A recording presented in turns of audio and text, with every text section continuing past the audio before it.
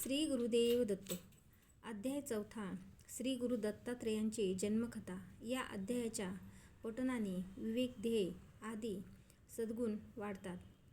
दत्तगुरूंची अखंड कृपा प्राप्त होते. श्री गणेशाय नमः. सिद्धयोगी नामधारकाला दत्त जन्ममुख्या सांगू लागला. तो म्हणाला, वत्सा, सृष्टीच्या उत्पत्तीपूर्वी सर्व जलमय होते. नंतर त्यात हिरण्यगर्भ निर्माण झाले. हिरण्यगर्भ म्हणजेच रजोगुणाने उत्पन्न झालेला ब्रह्मा. त्याला ब्रह्मांड असेही म्हणतात.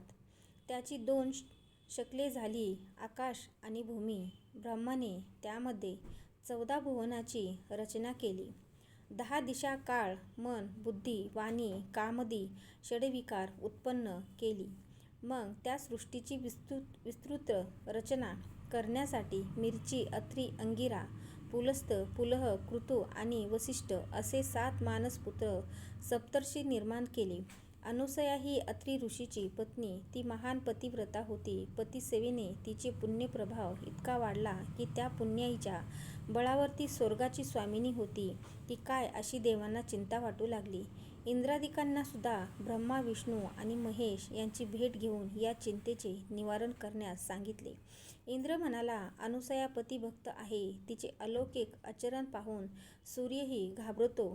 तिला त्रास होऊ नये म्हणून अग्नी, वायू, पृथ्वी हे सर्वच सौम्य होतात. तिला उपद्रव झाल्यास ती आम्हाला शाप देईल की काय अशी सतत भीती वाटते.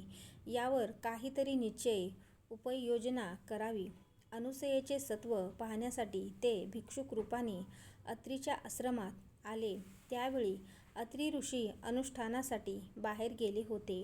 आश्रमात अनुसया एकटीच होती. त्यांनी तिला हाक मारली व म्हणाली, आम्ही ब्राह्मण अतिथी खूप भुकेलेले आहोत. तुम्ही इच्छाभोजन देता अशी कीर्ती ऐकून येथे आलो आहोत. अनुसयेने त्यांचे यथोचित स्वागत केले. ते म्हणाले, आम्ही स्नानादी कर्मे करूनच आलो आहोत. अत्री येईपर्यंत थांबणे आम्हाला शक्य नाही. त्वरित भोजन देत असाल तर ठीक, नाहीतर आम्ही जातो. त्यांचे म्हणणे मान्य करून अनुसयेने त्यांना आश्रमात नेले. त्यांना पाटावर बसवले. पात्रे मांडली. तेव्हा भिक्षुक म्हणाले, हे सती, आम्ही तुझ्या सौंदर्याची कीर्ती ऐकून येथे आलो आहोत. तुझ्या हाताच्या स्वयंपाकाची चव घ्यावी आणि तुझे विवस्त्र सौंदर्य पाहावे अशी आमची इच्छा आहे. तू नग्न होऊन आम्हाला वाढणार असशील तरच आम्ही जेवू, अन्यथा निघून जाऊ. हे ब्राह्मण आपले सत्व पाहण्यासाठी आलेले कोणीतरी श्रेष्ठ महात्मा आहेत हे अनुसयेच्या लक्षात आले. अतिथी विन्मुख गेले तर पतीच्या आज्ञेचे उल्लंघन, विवस्त्र होऊन वाढावे तर पतिव्रतेचा धर्म मोडतो. प्रसंग बिकट आहे, मार्ग तर काढलाच पाहिजे. आज माझ्या पतीच्या तपश्चर्येचीच परीक्षा आहे.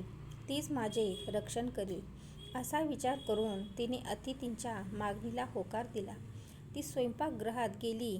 तिथे विवस्त्र होऊन पक्वान्नाची पात्रे उचलली व माझ्या पतीची तपश्चर्या श्रेष्ठ असेल तर हे तिन्ही अतिथी लहान बालके होतील असे म्हणून ती बाहेर आली. तर काय आश्चर्य, त्या भिक्षुकाची तान्ही बालके झाली.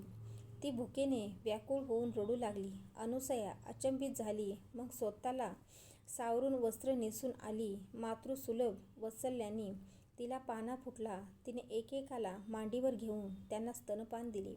ती त्रिदेवांची माता झाली. तिने तिघांना नाहूमाकू घातले आणि पाळण्यात घालून निजविले. मध्यान्ह समयी अत्री आश्रमात परतले. पाळण्यात झोपलेले बालकांना पाहून त्यांना मोठे आश्चर्य वाटले. अनुसयेने त्यांना सर्व वृत्तांत सांगितला. अत्रीने अंतर्ज्ञानाने त्यांची स्वरूप मुख जाणली. बालरूपातील त्रिदेवांना वंदन केले. तेव्हा ते तिघही आपले बालरूप तसेच ठेवून निजरूपात प्रगट झाले. त्यांनी अत्री व अनुसयेची प्रशंसा केली व वर मागण्यास सांगितले. अत्रीने अनुसयेशी चर्चा केली व म्हणाले, हे देवश्रेष्ठांनो, तुम्ही बालरूपाने माझ्या घरी आलेले आहात तर माझे पुत्र म्हणून येथेच राहा. तेव्हा तथास्तु म्हणून ती तिन्ही देव स्वस्थानी परतले. अत्री अनुसयेने त्या बालकांचे नामकरण केले. बालरूपातील ब्रह्मा, विष्णू, महेश्वर यांची अनुक्रमे चंद्रदत्त आणि दुर्वास अशी नावे ठेवली. काही काळाने दुर्वास आणि चंद्र मातेसन्मुख उभे राहिले. दुर्वास म्हणाला, आई, मी तीर्थयात्रा व तपश्चर्या करणार आहे, मला निरोप दे. चंद्र म्हणाला, मी तारांगणात राहून तुमच्या चरणांचे नित्य दर्शन घेईल. शीतल चांदणे पसरून सर्वांना सुख देईन. पृथ्वीशील वनस्पतीची पोषण करीन. विष्णुमूर्ती दत्त तुझ्यापाशी राहून तुझी सेवा करेल. अनुसयेने त्यांना जाण्याची आज्ञा दिली. विष्णू दत्त रूपाने अत्री आश्रमी राहिले. ब्रह्मदेव आणि शंकर यांनी आपले दिव्य अंश त्यांच्या ठायी स्थापन केले. तेव्हापासून दत्त हा अत्री अनुसयेचा पुत्र आणि श्री विष्णूंचा अवतार असून दत्तात्रेय म्हणून एकत्वाने राहिले. तो दत्तात्रेय महाप्रभू हाच गुरुपरंपरेचा मूळ पीठ आहे. दत्तजन्माची अद्भुत कथा ऐकून नामधारकास अपार धन्यता वाटली. तो सिद्धयोग्याला म्हणाला, हे मुनी, आता मला दत्तात्रेयाच्या अवताराविषयी सविस्तर सांगा. हे जाणून घेऊ. आपण पुढील अध्यायामध्ये दत्त महाराजांची कथा शेवटपर्यंत श्रवण केल्याबद्दल, व्हिडिओ शेवटपर्यंत पाहिल्याबद्दल अगदी मनापासून तुमची खूप खूप आभारी आहेत. धन्यवाद. श्री गुरुदेव दत्त. श्री स्वामी समर्थ. रामकृष्ण हरी.